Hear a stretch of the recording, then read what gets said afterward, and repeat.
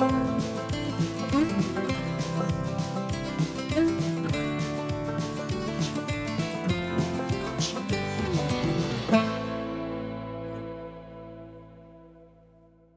viewers once again to another series of ATS Agronomics. With me here, this is Fumbani, and then we have Richard. Hi, Richard. Hi, Fumbani. How are you? Hope you had a great week. Yeah, sure. Okay. So today, in our continued series of tomato spray program, we're now delving deeper into the different stages of the crop. So today we'll discuss the what we would like to call the seedling stage of the crop. So for the seedling stage of the crop, we are looking at both the care and the protection that we need to give to these plants while they are still in the nursery beds and in the early days of transplanting, in the first 2 weeks of transplanting.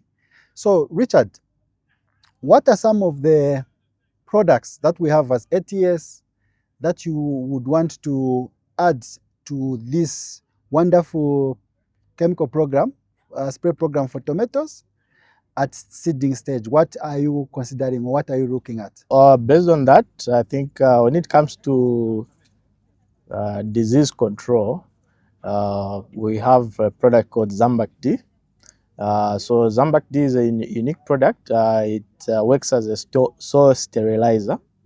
So when you transplant your crops, you need to drench Zambak D, and then it sterilizes the soil. It cleans it off if there are any fungal spores or any diseases in the soil. It will clean it out, so at least the root system can start on a clean note in the ground there. Since you like we know there are diseases that are soil borne, so by using Zambak D, you kind of preventing those from infecting your crop early on. So how do you apply it? Immediate after transplanting or a few days before transplanting?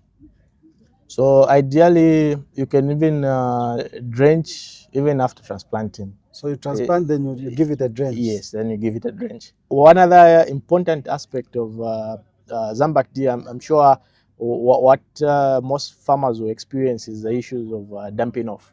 So dumping off is a bacterial disease. It tends to just kind of cut the stems and it usually affects the small plants. So if you use your Zambak D, you reduce those pressures of dumping off. Is it systemic? Is it contact?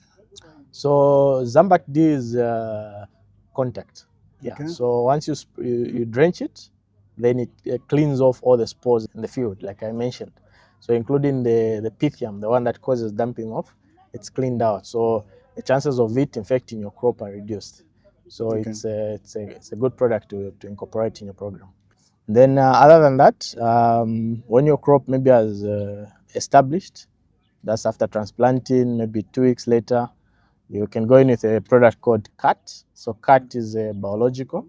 It's highly on the preventive side because it tends to boost the immunity of the crop. The crop will be able to fight against various diseases, so even pests. So your crop will be able to withstand your nematode pressure, disease. So you mean it's a fungicide and nematicide, it's a nematicide in one product? Yes. That must be a great product, huh? Nematicide, fungicide, there's also bactericide. Wow. So 3 in 1. Yes. So the special active in it enables the crop to have that strong immunity to fight against all these. So those are the 2 products you can consider on your disease. Then next to that, we have the... So you've talked about diseases. What about the insect pests? So we need to look at the insects. So on the insect part, normally during the seedling stage, you have issues to do with cutworms. So cutworms also can be a nuisance. So they tend to just also like the way they attempt cutworms. So they'll cut your stems as well as the roots. They're able to just disfigure that, and then your plant just dies. Yeah, so we have products that can work against that can kill the cutworms. So you have quite a number. So you have Vantex, as well as Bazooka. So those are very good products that can be used against cutworms in tomato seedlings. Yeah, sure. And in terms of the timing, when is it best to spray for cutworms? So cutworms, just similar to the way we drench your Zambak, you can also drench chemicals for cutworms. So you can drench your Vantex, or you can drench your Bazooka at transplanting.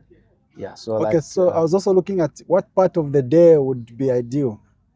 All right. So I have my Vantex or Bazooka for cutworms. When Yes. should the farmer go out and spray? When do you think it's best? All right. So ideally, you are trying to avoid very hot conditions. So it's not usually advised to spray your chemicals during on the midday. So you can target early in the morning or later in the day. I think that would be a good timing for spraying your chemicals. So usually for me in my program, when it comes to cutworm, I'd like to spray during the later day of the evening because they become very active in the night. Okay. Yeah. Yeah. Are there any other pests that we should worry about? How about tutor? Should we be worried about tutor at seedling stage? It depends with the preference and where you are. So in some cases, you might have it As as early as early as seedlings? seedling Oh, stage. okay. It's possible. So you just be on the lookout.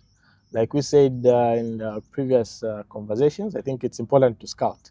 So don't leave it to chance to just say, no, we don't expect tutor, but it can affect. But at least the cutworms, those you'd expect transplanting to be there. So you just have to at least prevent that from happening. So as you're aware, Richard, as ATS, we also have a nutritional package. Any nutritional products you'd want to consider at seedling stage? Sure. So we have a good product called Max Boost Plus.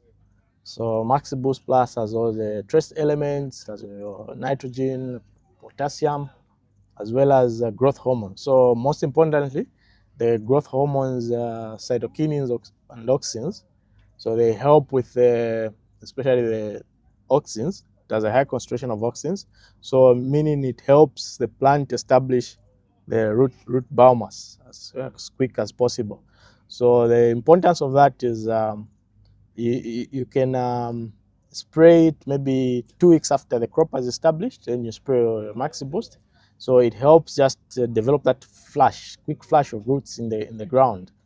And then the advantages, of course, your plant to be able to respond quicker. So it will be much more vigorous in growth because it will be able to tap into the nutrients that you feed it in the soil there, as well as the water to be able to tap into all that. So in terms of the response will be very good when you spray Max Boost on the seedlings. Would I be right to position a product like Crop Boost at that stage, or it's a bit too early? Mostly for crop boosts, you can if you have nutritional deficiencies, but mostly you look at you would want to channel that more into the vegetative. So there you have it, viewers. That was about the seedling stage from our ATS agronomic series. Thank you.